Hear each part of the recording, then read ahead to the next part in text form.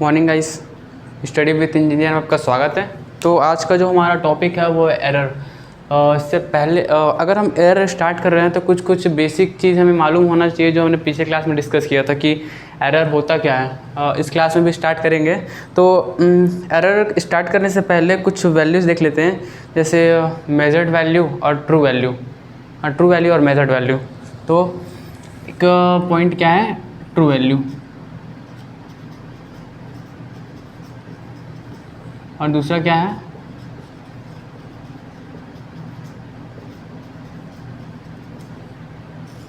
True value और measured value. तो true value क्या होता है और मेजर्ड वैल्यू क्या होता है? तो जब वो किसी अननोन क्वांटिटी को हम मेज़र कर रहे हैं इंस्ट्रूमेंट के थ्रू, तो फिर मेज़र करने के बाद जो रीडिंग हमको प्राप्त हुआ तो उसको बोलते हैं मेजर्ड वैल्यू।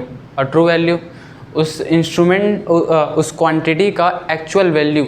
जैसे कोई इंस्ट्रूमेंट है मेरे पास, तो मैं मेज़र कर रहा हूँ इनपुट दिया 3 एम्पियर, आउटपुट शो कर रहा है मेरा 2.9 एम्पियर। तो ये जो है ये है मेजर्ड वैल्यू।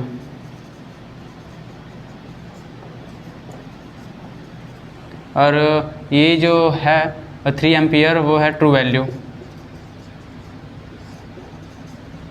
ऐसा भी कई कंडीशन ऐसा रहता है जिसमें मेरे को ट्रू वैल्यू नहीं रहता, मेरे पास गिवन नहीं रहता। तो ट्रू वैल्यू निकालने के लिए मैं क्या करता हूँ कि जो मेजर्ड वैल्यू है, तो मैं एक बार रीडिंग लिया, फिर उसके बाद 2 बार 3 बार मैनी टाइम्स रीडिंग लूँगा, उसके बाद उसका एवरेज निकालूंगा। एवरेज निकालने के बाद उस वैल्यू जो रहेगा मेजर्ड वैल्यू, उसके एवरेज निकालूंगा। एवरेज निकालने के बाद क्या हो जाएगा, उसी को मैं ट्रू वैल्यू मान के चलूँगा। क्योंकि जब हम एवरेज निकालते हैं किसी भी वैल्यू का, तो वो ट्रू वैल्यू के क्लोज पहुंच जाता है, तो हम एज्यूम कर सकते हैं कि वो ट्रू वैल्यू हो सकता है। बट ट्रू वैल्यू होता नहीं है वो, उसमें कुछ ना कुछ एरर रहता है। तो अब एरर डिस्कस करते हैं कि एरर है क्या।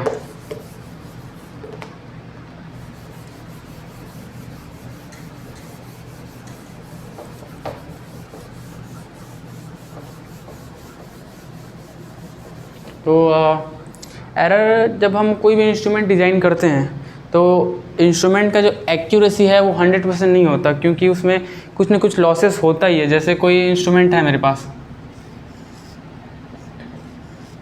ये इनपुट है या आउटपुट है, इनपुट और आउटपुट।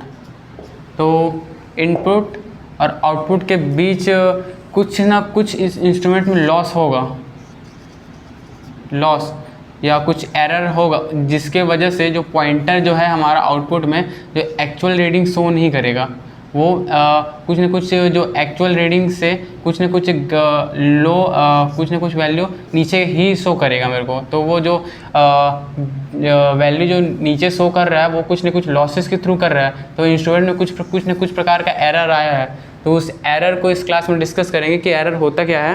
तो एरर को हम जनरली 2 पार्ट्स में डिवाइड किए हैं।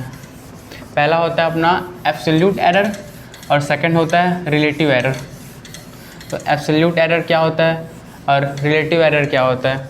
तो अब जैसे किसी भी अननोन क्वांटिटी को हम मेज़र कर रहे हैं, पहला हो गया यहाँ से और ये हो गया इधर से एब्सोल्यूट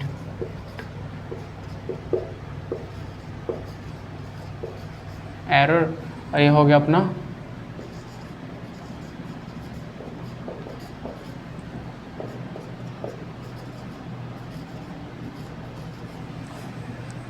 ये हो गया फर्स्ट, ये हो गया सेकंड। तो एब्सोल्यूट एरर क्या होता है? अब किसी क्वांटिटी को मेज़र कर रहे हैं तो ट्रू वैल्यू और मेजर्ड वैल्यू, तो मेजर्ड वैल्यू और ट्रू वैल्यू का डिफरेंस होता है। जैसे इसको रिप्रेजेंट करते हैं अपना डेल ए से रिप्रेजेंट करते हैं, और रिलेटिव एरर उसको जब डिस्कस करेंगे उस टाइम उसको बताया जाएगा। तो del A is equal to measured value minus true value. तो यहाँ पर लिख देते हैं हम, ट्रू वैल्यू को हम स्मॉल एम से रिप्रेजेंट करेंगे और मेजर्ड वैल्यू को हम कैपिटल एम से रिप्रेजेंट करेंगे। ये हो गया। तो क्या था, इसका डेफिनेशन क्या है कि मेजर्ड वैल्यू और ट्रू वैल्यू के बीच का डिफरेंस होता है क्या, एब्सोल्यूट एरर। तो एब्सोल्यूट एरर हो गया। एब्सोल्यूट एरर में और बहुत सारे पॉइंट है, उसको भी डिस्कस करेंगे। और उसके बाद आते हैं इसमें रिलेटिव एरर में। तो रिलेटिव एरर क्या होता है, तो रिलेटिव एरर क्या होता है, जो एब्सोल्यूट एरर है, एब्सोल्यूट एरर और ट्रू वैल्यू का रेशियो होता है। इसको रिप्रेजेंट करते हैं एप्सिलॉन आर से रिप्रेजेंट करते हैं। ये हो गया। तो epsilon R is equal to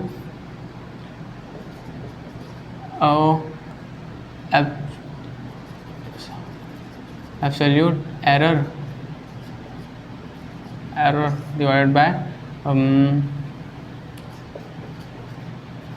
true value, या epsilon R is equal to क्या लिख सकते हैं इसको, डेल ए। ट्रू वैल्यू को हम क्या किए हैं, एम से रिप्रेजेंट करते हैं। ये हो गया। अब वो आगे भी इसको एक्सटेंड कर सकते हैं, इसका वैल्यू रख के फिर धीरे धीरे, तो वो आपको वो नॉर्मल है, उसको कोई भी कर सकता है।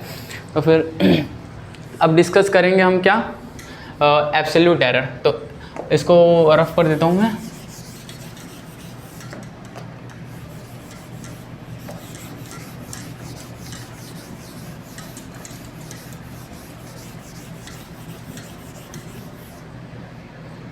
तो एब्सोल्यूट एरर जो है वो कितने प्रकार का होता है वो देखते हैं पहले। ये अपना एब्सोल्यूट एरर है। तो एब्सोल्यूट एरर को हम डिवाइड किए 3 पार्ट्स में। पहला था अपना ग्रॉस एरर,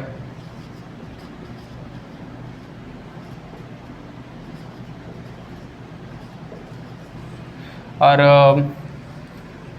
अपना सेकंड है सिस्टमैटिक एरर।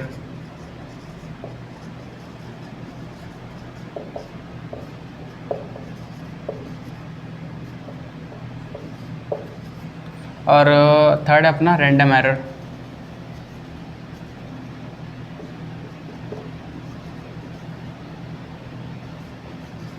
ये हो गया। तो पहला है अपना ग्रॉस एरर, सिस्टमैटिक एरर और रैंडम एरर।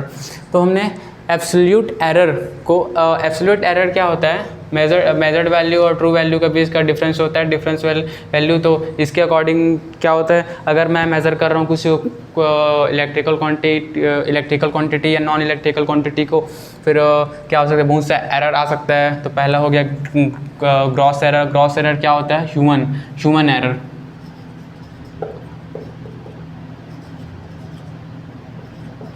मतलब क्या होता है, जब मैं किसी क्वांटिटी को मेज़र कर रहा हूँ तो मैं क्या कर रहा हूँ कि उसको जो मेजर्ड क्वांटिटी है उसका वैल्यू को गलत लिख रहा हूँ, या किसी न किसी प्रकार का मेरे द्वारा कुछ न कुछ इफेक्ट पड़ रहा है उसमें रीडिंग में, तो वो क्या हो गया, ह्यूमन एरर हो गया। अब ह्यूमन एरर तो हो गया, तो अब इसको हटाना भी है मेरे को, ह्यूमन एरर को। तो मैं क्या करूँगा, जब भी मैं रीडिंग शो करूँगा प्रॉपरली ध्यान रखूँगा कि जो मैं जिस क्वांटिटी का रीडिंग ले रहा हूँ वो ध्यानपूर्वक नोट करना है मेरे को। ऐसा जो भी रहेगा कि पहला तो मेरे को जो रीडिंग है, रीडिंग जो है केयरफुली लूँगा। उसके बाद फिर जो रीडिंग लेने के बाद उसको जो भी अपने पास आएगा रीडिंग उसको प्रॉपरली नोट करूँगा। ये हो गया। उसके बाद आता है सिस्टमैटिक एरर। तो अब सिस्टमैटिक एरर होता क्या है, ये पॉइंट है।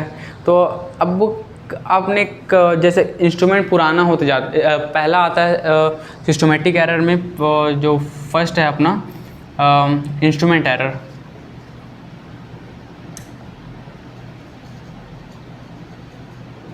Instrument error.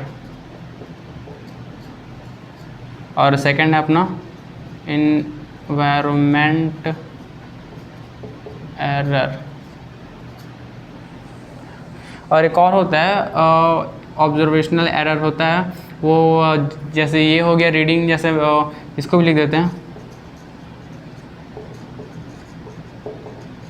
Observational error.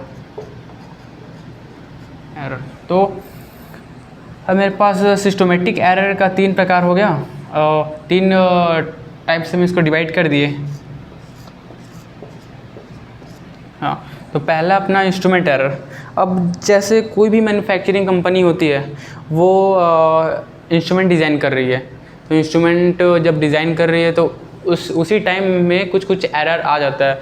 तो जैसे मेरे पास एक स्केल है, सेंटीमीटर का स्केल है, तो ये 0 से स्टार्ट किया, उसके बाद 1 2 3 4 5 1 2 3 4 5 1 2 3 4 5 1 2 3 4 5। लेकिन क्या होगा जब कोई जो कंपनी है, प्रोडक्शन कंपनी, वो जब इंस्ट्रूमेंट का डिज़ाइन स्टार्ट की तो उसी टाइम जो एरर आ गया, मान लो ये जो स्टार्टिंग का जो पार्ट है वो कुछ हद तक वो मिस कर दिया और फिर आधा ये वो मैन्युफैक्चरिंग किया, तो ये कुछ एरर आ गया।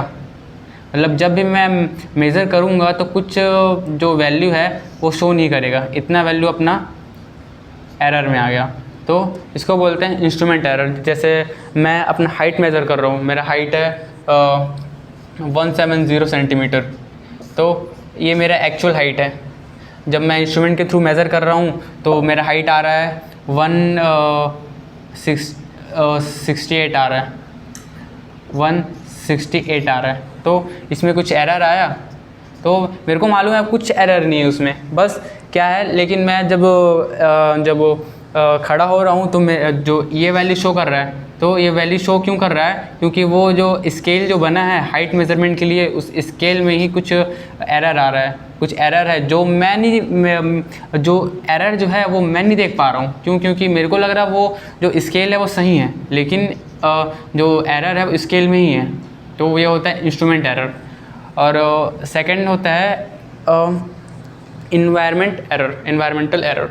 जो अब ये क्या है, अब जैसे कोई इंस्ट्रूमेंट है, तो इंस्ट्रूमेंट को हम एनालॉग इंस्ट्रूमेंट होता है ग्रेविटी कंट्रोल के थ्रू, तो हम क्या करते हैं, वो इंस्ट्रूमेंट ऐसे खड़ा है,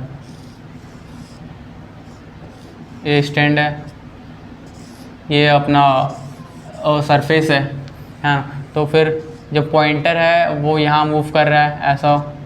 तो अगर ग्रेविटी कंट्रोल है इंस्ट्रूमेंट, तो फिर ग्रेविटी, अगर इंस्ट्रूमेंट को हम लिटा दें, ऐसा कर दें, ऐसा इंस्ट्रूमेंट है उसको ऐसे कर दिए, तो ग्रेविटी का कुछ न कुछ इफ़ेक्ट पड़ेगा। वैसे ही टेम्परेचर का इफ़ेक्ट पड़ेगा, क्योंकि मटेरियल है, मटेरियल जो है एक इफ़ेक्ट पड़ेगा अपना इसके, और उसके बाद फिर मॉइस्चर का इफ़ेक्ट पड़ेगा। तो ये हो गया इन्वायरमेंट एरर हो गया। एक मिनट रुकिएगा, इन्वायरमेंट एरर हो गया। उसके बाद फिर अगला है ऑब्जर्वेशनल एरर। तो ऑब्जर्वेशनल एरर क्या होता है, जब हम रीडिंग को ऑब्ज़र्व कर रहे हैं तो प्रॉपरली ऑब्ज़र्व नहीं कर रहे हैं, रीडिंग प्रॉपरली नहीं ले रहे हैं, तो ये होगा ऑब्जर्वेशनल एरर। अब सब एरर में डिस्कस कर लिया, उसके बाद भी कुछ एरर आ रहा है, अब क्या करें, तो वो आ जाता है अपना रैंडम एरर में। अब ये रैंडम एरर है, तो इसको अब क्या करते हैं, रैंडम एरर को रिमूव करना है मेरे को।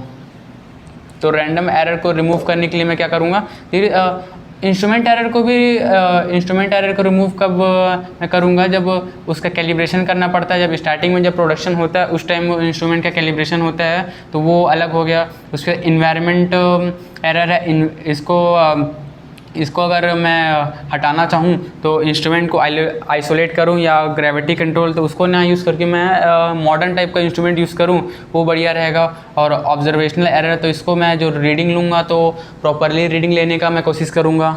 और ये रैंडम एरर है, तो अब रैंडम एरर, जितना भी एरर था अपने पास एब्सोल्यूट एरर में, जो अपना जो ये हो गया सिस्टमेटिक एरर, और एक और एरर था यहाँ पास एब्सोल्यूट क्या बोलते उसको, हाँ, अपना सिस्टमेटिक एरर हो गया। और इससे पहले एक और एरर था, ग्रॉस एरर था। तो ग्रॉस एरर और सिस्टमेटिक एरर, चलो इसका तो पता चल गया। और ये सब मैं रिमूव कर लिया, मैं क्या रिमूव कर लिया, मैं ग्रॉस एरर रिमूव कर लिया, और सिस्टमेटिक एरर एरर रिमूव कर लिया। अब इसके बाद भी इंस्ट्रूमेंट में कुछ एरर आ रहा है, तो अब मैं क्या करूँगा, तो उसके बाद भी जो इंस्ट्रूमेंट में एरर आएगा उसको बोलते हैं रैंडम एरर।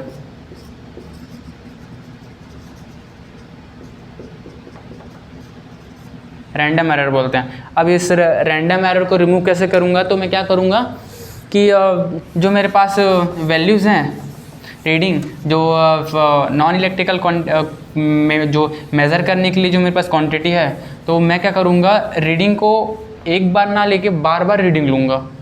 इससे क्या है कि जो भी रीडिंग है, जैसे एग्ज़ाम्पल के लिए हो गया मेरा हाइट हो गया, अब मैं अपने हाइट अब मेरे को मालूम है सब सही है, लेकिन मेरे हाइट मेज़रमेंट में या मेरे वेट मेज़रमेंट में कुछ न कुछ एरर आ रहा है, मतलब कि कुछ ना कुछ डिफरेंस आ रहा है, तो मैं क्या करूँगा कि रीडिंग को मैं एक बार ना लेके बार बार रीडिंग लूँगा। तो मेरा जो वैल्यू रहेगा वो x1, x2, x3, x4, x5 ये कुछ वैल्यूज़ आएंगे। तो मैं क्या करूँगा, इसका एवरेज लूँगा, x1 plus x2 plus x3 plus x4, ये हो गया 4 टाइम्स। तो फिर ये क्या है, कुछ हद तक फिर रैंडम एरर जो है वो दूर हो जाएगा, लेकिन कुछ न कुछ एरर फिर भी रहता ही है, तो इसको निगलेक्ट हम एज्यूम करते हैं एज अ निगलेक्ट। तो फिर आज जो हम एरर डिस्कस किए हैं, जिसमें से एब्सोल्यूट एरर डिस्कस किए, जो मेजर्ड वैल्यू और ट्रू वैल्यू का डिफरेंस होता है, उसके बाद फिर रिलेटिव एरर डिस्कस किए। रिलेटिव एरर क्या होता है, एब्सोल्यूट एरर और ट्रू वैल्यू का रेशियो होता है। उसके बाद फिर एब्सोल्यूट एरर में हम क्या डिस्कस किए कि एब्सोल्यूट एरर का कौन कौन सा प्रकार होता है, जैसे ग्रॉस एरर हो गया, सिस्टमेटिक एरर हो गया और रैंडम एरर हो गया। तो ग्रॉस एरर को रिमूव कैसे करते हैं, तो वो प्रॉपरली रीडिंग से करते हैं। उसके बाद सिस्टमेटिक एरर है, सिस्टमेटिक एरर जो है वो इंस्ट्रूमेंट एरर, इन्वायरमेंट एरर और ऑब्जर्वेशनल एरर होता है, तो इसको रिमूव कैसे कर रहे हैं ये एरर को। उसके बाद रैंडम एरर हो गया, लास्ट में बच जाता है, तो रैंडम एरर को रिमूव कैसे करेंगे, एवरेज निकाल देंगे, वो भी रिमूव हो गया। उसके बाद फिर आज का जो लेक्चर है वो एरर बेस्ड था। तो फिर इसके अगले लेक्चर में कुछ वैल्यूज़, कुछ पॉइंट्स और देखेंगे इंस्ट्रूमेंट बेस्ड, जो एग्जांपल के लिए हो गया, जैसे कुछ क्वांटिटी को हम मेज़र करते हैं तो कितने डिले में वो वैल्यू को मेज़र करता है, इससे रिलेटेड कुछ पॉइंट और डिस्कस करेंगे। Okay, thank you.